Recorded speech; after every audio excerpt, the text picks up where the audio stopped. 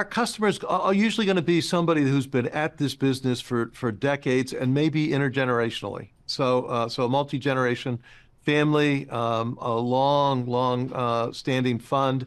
And we're very selective about who we do business with. That's part of why we think we'll come through this in great shape.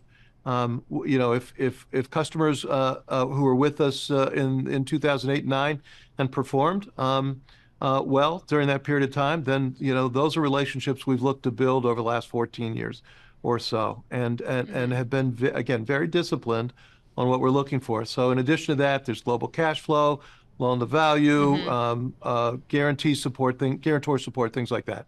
Hey, Steve, as other banks are coming to terms with their losses, would you be buying some of those loans from peers? No, we're not a bank that buys paper from other banks or other sources. We're a customer-oriented institution. So if one of our customers had a loan at another bank and that bank was unwilling to go forward with them for any reason or ask them to refinance, that we would expect they'd come to us, and we'd certainly look at that, and if possible, we'd make that loan. We will support our customers.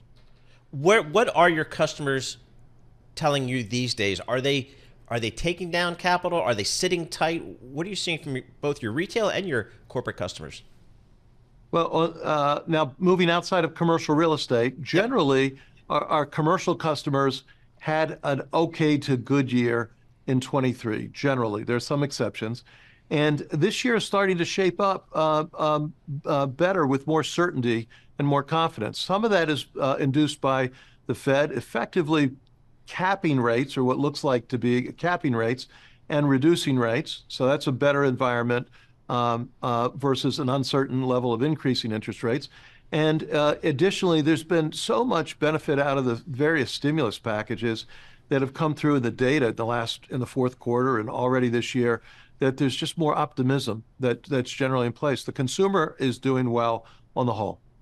So is this an economy then that you think needs rate cuts, or is this an economy that needs normalization? What's your lens telling you? I think the forward market reset that just occurred this week, going from 6 cuts to 3 or 4, is now in line with what we think might happen. I don't believe the Fed has to cut rates. I think just the fact that the outlook is not for increasing rates provides a level of certainty and confidence. I do believe, as inflation continues to adjust downward, that there will be rate cuts later in the year, whether it's 2, 3, or 4, anybody's guess. But I think the market's now much more calibrated tightly to what's a higher probability outcome. Hey, Stephen, we had some of the weakness in some of the regional banks early last year, and then this year with New York Community Bank. What I think that brought to light for a lot of people is, boy, there are a lot of regional banks around the United States, some 4,000 of them. And I guess that just begs the question, is that too many? So as you think about the regional banking space, do you think it's ripe for consolidation? Do you think it needs consolidation? And if so, how do you guys view that at Huntington Bank? Well, typically when we hear the term regional banks, it's usually banks 100 billion up to the G-SIFI levels. And then there's the mid-size, and then there are the community banks. The 4,000 banks you referenced would be several thousand community banks, 3,000 plus community banks. And by that, I mean they service a defined geographic area, typically not multi-state. Then you have sort of the mid-size that could be multi-state, and then 100 billion or more, you're going to be in multiple states. And so, NYCB, unfortunately, has a real estate concentration, a very high concentration. I think it's about 56-58% of their total loan portfolio in commercial real estate. It's one of the highest levels in the country. There's a softness in New York, and they're concentrated in New York. So very unique characteristics. I think what we saw from CBRE yesterday, saying they believe office valuations have generally bottomed out, it's a very encouraging sign.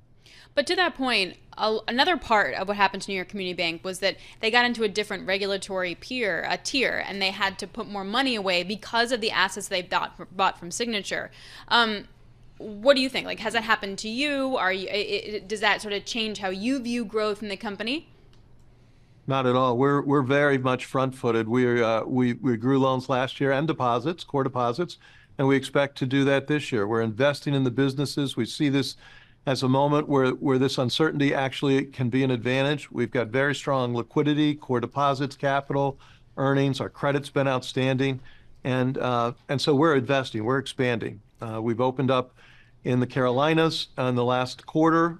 We've added specialty banking business lines. There are a series of other actions that we've taken that will create more and more revenue for us. So we're in a growth dynamic.